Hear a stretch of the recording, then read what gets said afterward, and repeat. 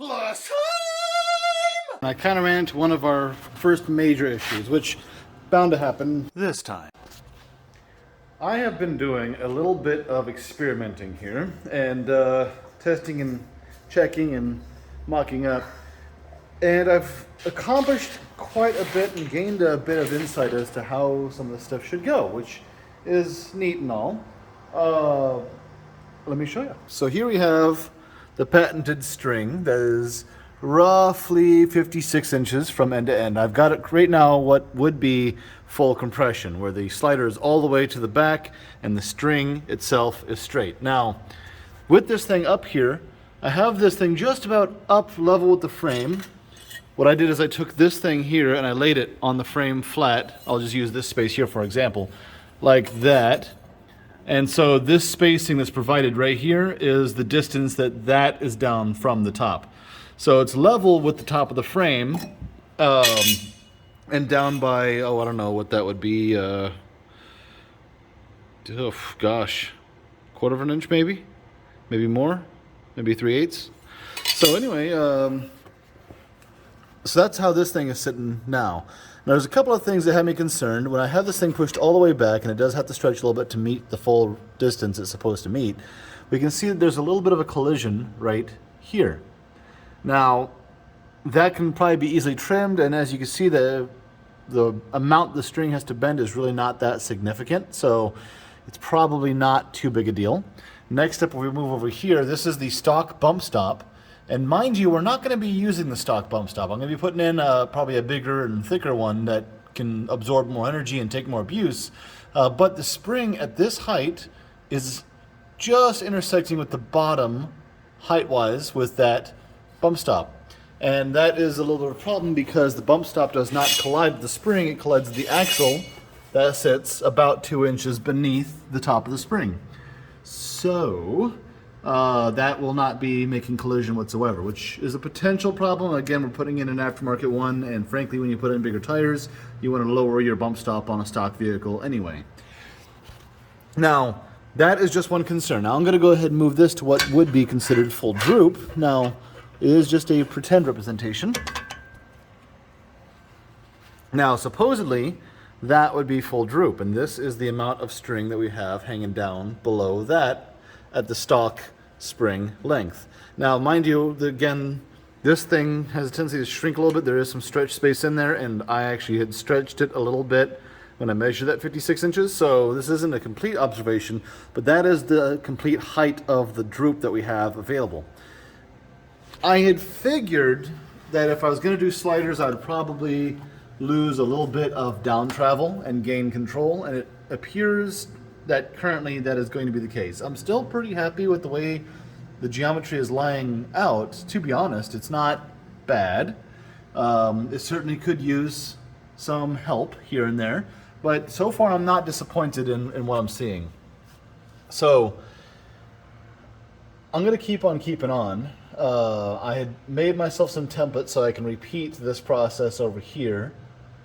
And I'm going to try, if I can, to kind of mock things up and get them going. And then I need to find a way to better produce amounts for this. Because right now we just have like some flat plate. And that can easily bend backwards or forwards under the right circumstances. Most of the forces are going to be up and down, I gotta sneeze. But I would still like to do that. And of course, this isn't a complete product either. Obviously, I've got to trim this and weld this up the rest of the way. So there's still work that can be done there, and I may just very well grind this and trim that while I'm at it. That may make that difference that we're looking for. That is that there. Let me show you some of the other stuff that I'd come up with over here. So what I had done with these leaf springs sliders that I'd gotten, these I did a little research and found out that I purchased them from Liquid Iron Industries, sorry. And the way that these things are, they don't say on the website, which they may have at the time I bought them, but I didn't at the time I looked it up real quick. So these things were sitting like so. Obviously I cut the center out and we're missing whatever width the blade was. But they are set up for a 2.5 inch leaf spring. And so I had to make them quite a bit wider to match my leaf spring. So what I did was I just cut them down the center, and I'm going to separate them. And then I've got some of these that are measured right at about the 4 inch width that I need for this thing to match. They're both sitting over there. I was using those. Those are much more accurately cut. There's one, there's the other. And so I had those sitting like so to make my spacing, roughly speaking. And then I had taken another 1/4-inch piece. This is actually the one I'm going to use. This is a 1/4-inch piece of steel that just ended up warping from the way I'd cut it. That I just basically strapped over the top and used. You saw that hanging out inside there. Hanging out right there.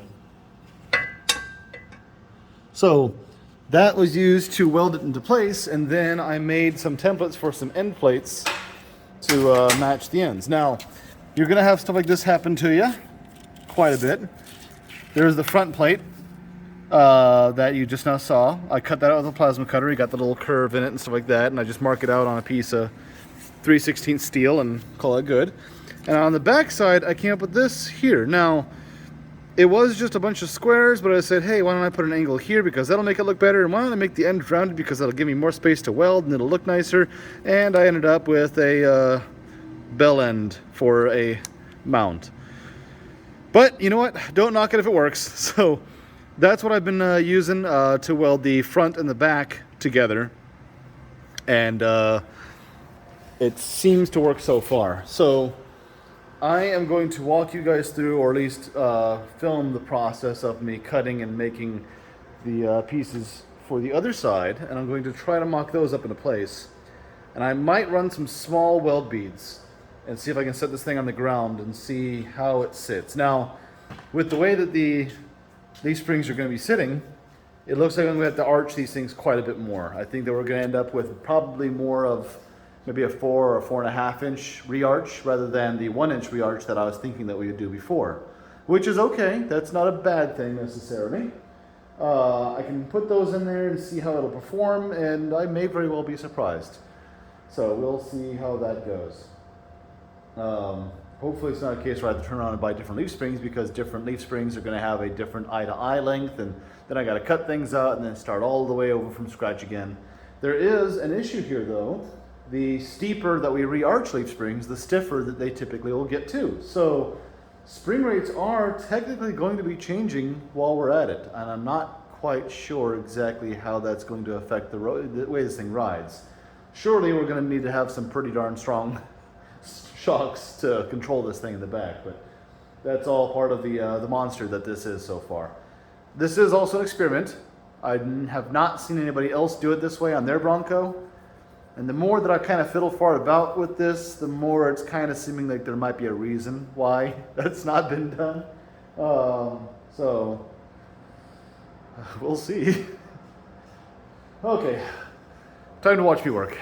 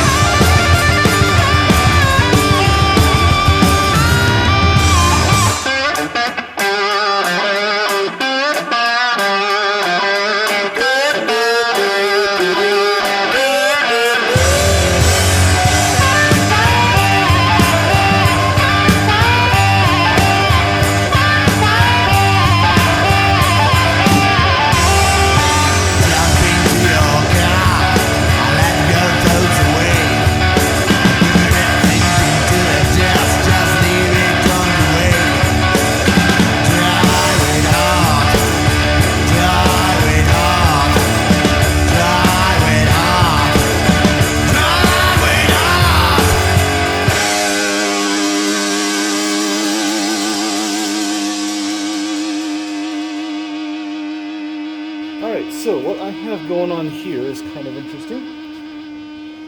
So this dot here, I just took a measurement from the top of the frame down 2 inches just as an arbitrary spot, and then I used that as my data point to draw a line across this way. This line, or this dot right here, is 4 inches from this surface just on the outside.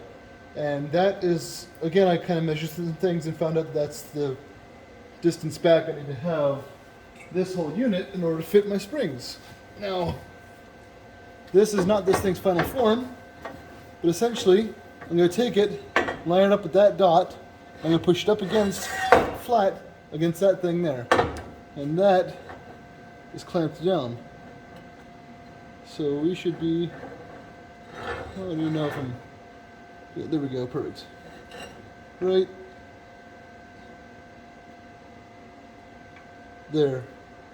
So what I'm going to do is I'm going to put my hoe on, push it into place and give it a tack weld. So it sits. And then I'm going to give it a minor buzz. Nothing really special. Just enough to hold it in place and support the vehicle's weight. Essentially at a minimum. I'm going to need you on my left. There we go. Perfect. And that way I can kind of maybe just pin the truck up and set it down and see how things are looking.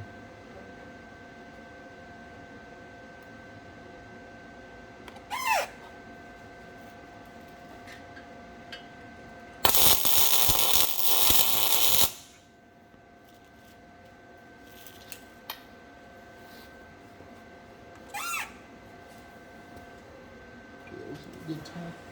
Make sure it's on the front here. So last time I did this, I didn't quite have it level. I gotta unequip this helmet for this. Let's see here. Oh no, this time I got a lot better. Wow, look at me go. Huh. It's almost like muscle memory saved me this time. Just a tack weld. I kind of hope I don't burn no giblets on this one. Oh, I'm not wearing a helmet.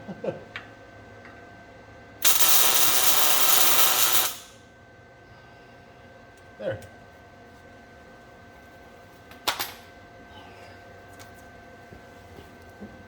Now I'm going to just run a small bead, and I do mean small, right here, and same thing over there. And I'm going to do the same thing on the passenger side real quick, just to make things a little bit more sturdy and in place. Here we go. There we go. And that way, I can kind of test fit some springs and see how things are gonna fit, because string is only so good for so much simulation. It's not gonna be a true tell as to how things are gonna go. Oh no!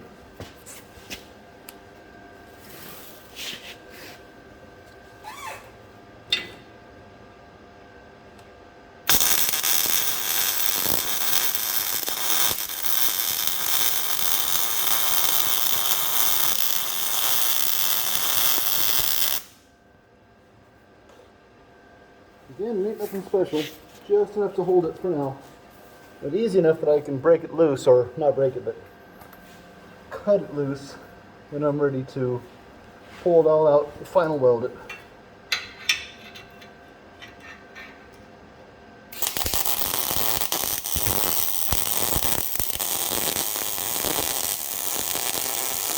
Glad to know this jacket didn't work. That kind of hurt. Okay, ain't pretty. It'll hold enough for now. Let's try pinning up some leaf strings and see how it looks.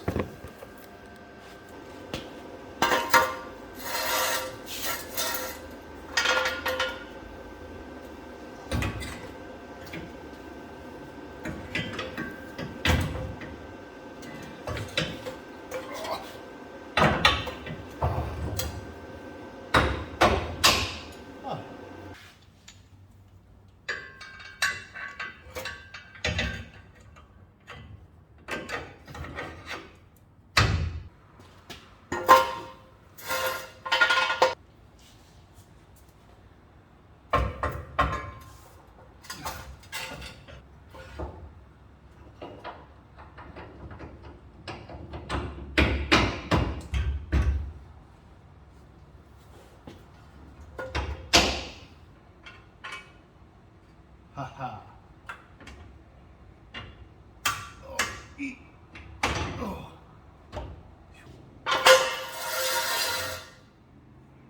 Alright, I gotta be honest.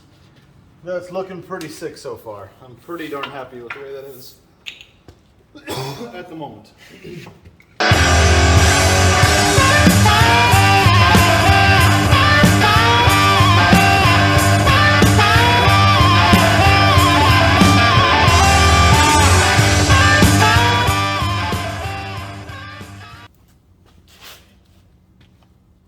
Oh gosh, I went and I lost my freaking tape measure. That was fast. That was super fast.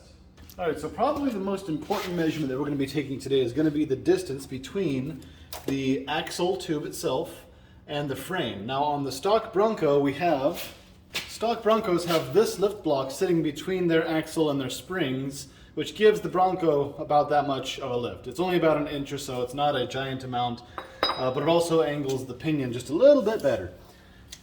So we're not doing that. We are getting rid of that, and so we're going to have to account for that in our lift.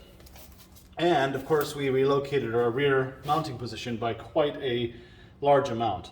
So I am going to take a measurement on the stock Bronco from the frame, which is measured where the leaf spring, or not the bump stop rests. I measured from there to the axle tube, and on this particular Bronco, I got 6 3/4 and 6 1/2. We're gonna call it somewhere around about there. Let's see how we're sitting back here in comparison. I got 6 3/4 over here. Wowee, interesting. So we did net a little bit of lift by about an inch or so in comparison to stock. So that's neat. That's interesting to see. Yes, that's 6 3/4 that side. I'm going to run to the other side real fast and take a quick peek over there. Over here we're a tiny bit taller, just by a smidge it would appear. Well, about the same. It's about 6 3/4. It's off by maybe about an eighth. Let me go and recheck this side again just to be sure. Yeah, it's close. It's not, it ain't perfect by any means. We're probably within, I don't know, give or take a little bit, about a 1/4 of an inch, but either which way, that is pretty incredible, I dare say. We managed to make a stock Bronco. So that means that we have to re-arch these leaf springs by about, oh gosh, by about 4 inches or so. We got to get ourselves a gain of 4 inches of lift by re-arching these springs. So that's doable. That should be doable.